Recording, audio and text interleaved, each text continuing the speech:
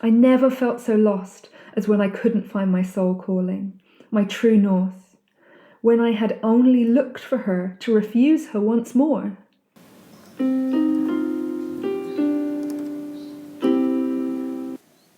On Stories of Self, we go on journeys into the lives of ourselves and others. We see how stories connect, how they diverge, and how we can create our worlds and solve our problems. This is the real-life remix of storytelling, which is so often stranger than fiction. So come and sit around the fire, chill by the ocean, or get a coffee with me, as I delve into the stories of self that make, break, and remake us. Some stories are dramatic, some are serene, some will magically mirror you, and some will be delightfully different. I'm your host, Katie Reeve Arnold, and this is Stories of Self.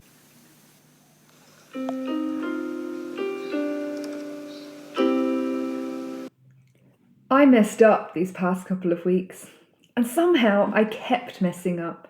Somehow it went from being a day late for a deadline to 2, to 3, 5, a week, then 2 weeks. At 2 weeks I became ill, and another 4 days were lost. I reached a point where I was so far from target and so far from perfect that it felt easier to ignore it rather than face it. And there I caught myself, mid-fall, and I held myself tight. It was okay not to be perfect. In fact, it was ideal. If we were all perfect, we'd be identical, and no one really wants that. But I was about to deny myself what was actually important. It's not about perfection, it's about resilience. Working for over a decade in conservation and ecosystem management has helped me understand and quite literally see that change is constant, continuous, ongoing, to one degree or another, at one speed or another. So if change is constant, then the point cannot be to attain some declared goal and stay there, because that both isn't possible and isn't progressive. It doesn't move with the changes around it. Instead, I've come to realize that it is the capacity to reorientate to our true north and the ability to return to it that is the goal. It isn't the perfect state attained and held. It is the potential to return to balance when things shift. That is key. And to gain this, we foster resilience. Resilience is the ability to withstand changes, within and without, and to be able to continue all the same, to sway in the wind but not be broken by the gusts, to be able to withstand fluctuations from the ideal and have an inner fluidity which we can tolerate the shifts and respond to them. One of the key factors allowing this is diversity. Without diversity, we suffer rather than adapt. Without diversity, we narrow the breadth of response possible and our resilience falls. Diversity brings about resilience. Diversity confers strength. I may have spent time looking at resilience in relation to coral reefs, ocean ecosystems, bone dynamics, and disease, but now I see it everywhere, all around us, every day. Even walking is resilience embodied. It is a coordinated falling response, repeatedly resurrected at the moment before it goes too far, brought back to balance only to lean into its loss again and to re-find that balance over and over. Resilience may have been thought of as the ability to spring back into shape, but more fundamentally, it is the ability to recover relatively quickly. And we need not recover to be the exact same as we were before. So through resilience, we can progressively change. Resilience is a capacity that drives us and hones us to not just to come back from things, but to come back as a new and improved version.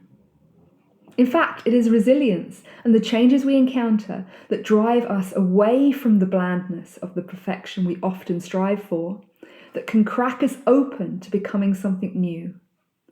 A version of us the world has never seen before, moving closer and closer to our true, unique selves in following our true north. As Leonard Cohen sang, There is a crack in everything. It's how the light gets in. But what is our true north, and how do we find it?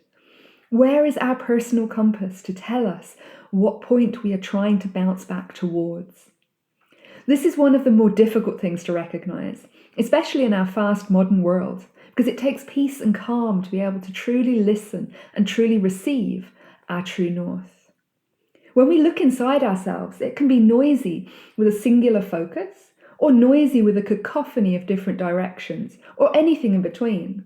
But these loud demands from within are our ego self. And that's not a bad thing. Over the past few years, I've heard a lot of people talk about the ego with nothing but negativity, trying to get rid of their egos and advocating for ego death. And in light of that onslaught, it is no wonder our egos go into panic and cling and try to take over. But hold on for a second. Doesn't it seem against the grain of life to find something within us and to kill it? What if our egos are not something to kill, but something to celebrate when they are in the role they were designed for? Whether it's keeping us fed, notifying us we have pain, suggesting we should rethink something about something, making sure we are warm, that we sleep and rest enough, that we get what we need to survive. Our egoic self is there and focused on keeping us alive and humaning. But sometimes our ego does so well that it is so loud that it takes over everything else, and we can't hear our soft soul calling. Our soul is the sweet, gentle whisper that hums beneath it all, and it can easily be swamped by all our ego needs and desires. In fact, it can feel like we always need something else, that we never have enough. And that is our ego. And it is because ego was built to focus on needs. So if we only listen to ego, then it will feel like we always need more and that we will never have enough. Listening to the ego alone is like trying to fill a cup with a hole in it. And it can feel like a never-ending task, because it is. While our soul whispers sweetly about what will actually fulfill us, beyond need and into inner peace. So the trick is to make space to hear the soul calling beyond the ego. This is easiest in times when the base ego needs are covered. Then we can look beyond the loud voice that always wants more, and instead we can allow through the melodic tones of our soul, the compass that guides us, which whispers our true north. How much time do we waste trying to be perfect, not moving forward because we fear we can't do whatever it is perfectly, not making a decision or choice because we were afraid not to get the right answer, as if there was one? Trying to turn ourselves from what we are into the incarnation of ourselves we think others want to see or hear, into the versions of ourselves that we think we have to be, rather than just being who we are. I don't know about you, but I have reached points where I wasn't even sure who I was at all anymore, all because I had fallen so deeply into a flawed quest to be what I thought I needed to be, or who others would prefer I be.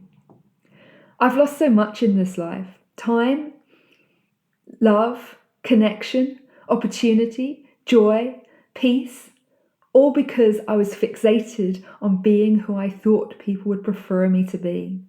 But I've never lost more than when I lost my own self-trust in refusing myself over and over and over.